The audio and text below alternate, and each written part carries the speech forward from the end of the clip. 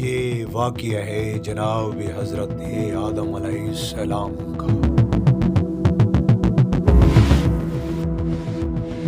جب اللہ تعالیٰ کا عرش پانیوں پہ تھا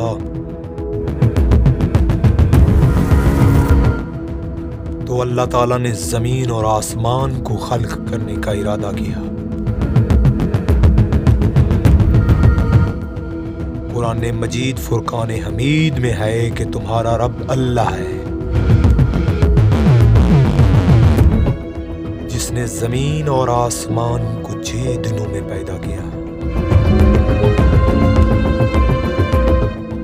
تو ابتدائے کائنات میں جب زمین اور آسمان اپنی خاموشی میں تھے تو اللہ تبارک و تعالی نے ایک عظیم ارادے کا ارادہ فرمایا۔ انی جاعل فی الارض خلیفہ، میں زمین میں اپنا خلیفہ بنانے والا ہوں۔ تو یہ سن کے ملائکہ نے عرض کیا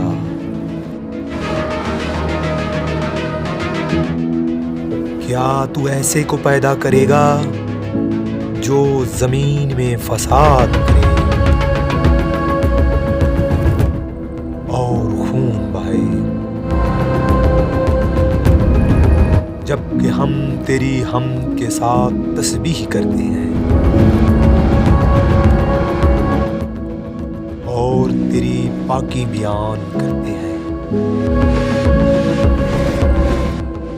تو اللہ تعالیٰ نے فرمایا انی اعلم ما لا تعلمون، اور جو میں جانتا ہوں تم نہیں جانتے۔ پھر اللہ تعالیٰ نے حضرت آدم علیہ السلام کو پیدا فرمایا اور حکم دیا جب میں اسے درست کر لوں اور اس میں اپنی روح پھونک دوں، فَقُولُوا لَهُ سَاجِدِينَ، تو تم سب اس کے سامنے سجدے میں گر جانا۔ چنانچہ سب فرشتوں نے سجدہ کیا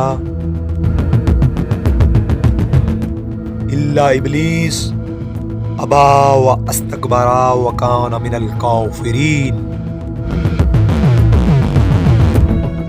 سوائے ابلیس کے اس نے انکار کیا اور تکبر کیا اور کافروں میں سے ہو گیا۔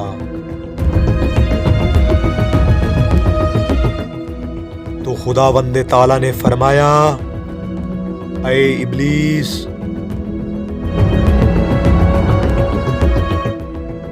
کس چیز نے تجھے روکا تو سجدہ نہ کرے جب میں نے حکم دیا؟ کیا تو نے تکبر کیا یا تو اپنے آپ کو بڑھا سکتا؟ تو پلٹ کر تو نے مجھے آگ سے پیدا کیا اور آدم کو مٹی سے۔ اللہ تعالی نے فرمایا فَاخْرُجْ مِنَّا فَإِنَّكَ رَجِيمٌ،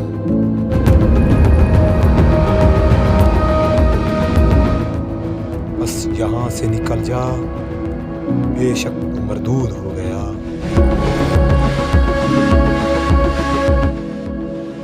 اور فَإِنَّكَ عَلَيْكَ لَعْنَةُ اللَّهِ إِلَى يَوْمِ الدِّينِ، اور تجھ پر قیامت تک کی میری لعنت۔ تو ابلیس نے کہا اے میرے رب،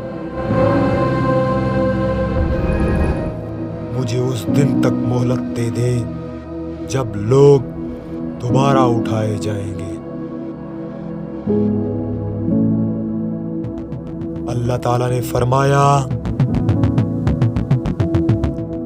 بے شک تو مہلت پانے والوں میں سے ہے،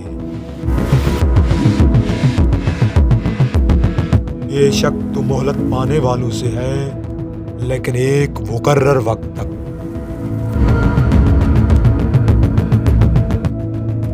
اور یہاں سے ابتدائے ہوئی رشد من الغی کی۔ جب اللہ تعالیٰ نے حضرت آدم علیہ السلام کو جنت میں بسایا تو وہاں ہر طرف سکون، خوبصورتی اور راحت ہی راحت تھی۔ نہ کوئی غم تھا، نہ کوئی تکلیف، لیکن حضرت آدم علیہ السلام نے اپنے آپ کو اکیلا اور تنہا محسوس کیا۔ تو پھر اللہ تعالیٰ نے حضرت حوا سلام اللہ علیہا کی تخلیق کا بندوبست کیا۔ جب پہلی بار حضرت آدم علیہ السلام نے حضرت اماں حوا علیہ السلام کو دیکھا اور فرمایا یا اللہ یہ مجھے بہت ہی پسند آئی ہیں اور مجھے بہت ہی خوبصورت لگی، تو آواز وحدانیت آئی اے آدم اس کو میں نے آپ کے لیے خلق کیا،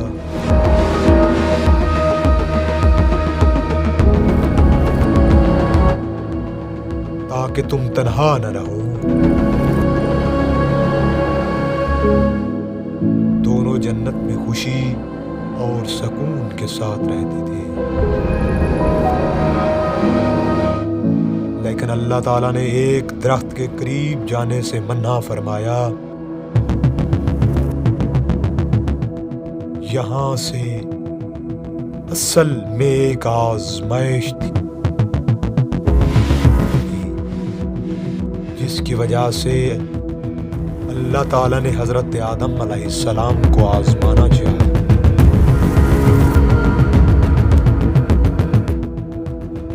شیطان جو پہلے ہی آدم کا دشمن بن چکا تھا،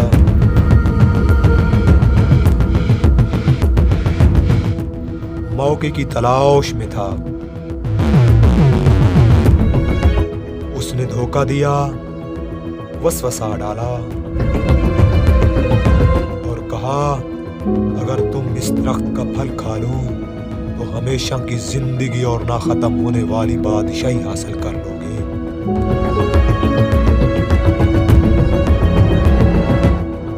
آخرکار وہ لمحہ آ گیا جب دونوں نے اس درخت کے قریب گئے اور اس کا پھل چکھ لیا۔ یہی وہ امتحان تھا۔ فوراً ہی اللہ کا حکم نازل ہوا، تم زمین پر اتر جاؤ۔ آسمان خاموش ہو گیا، فضا میں ایک عجیب سی سنجیدگی تھی۔ حضرت آدم علیہ السلام نور کے آثار میں زمین کی طرف اتر رہے تھے، ان کا دل ندامت اور دعا سے بھرا ہوا تھا۔ وہ جانتے تھے کہ یہ اللہ کا فیصلہ ہے، ایک نئی زندگی کا آغاز۔ دوسری طرف حضرت حوا سلام اللہ علیہا بھی ایک الگ مقام پر زمین پر اتاری جا رہی تھی، وہ بھی اسی احساس کے ساتھ اللہ کی رضا اور اپنے رب کی طرف رجوع۔ زمین جو ابھی تک انسان کے قدموں سے ناآشنا تھی، آج اپنے پہلے مہمان کا استقبال کر رہی تھی۔ ہوا چل رہی تھی، پہاڑ خاموش کھڑے تھے،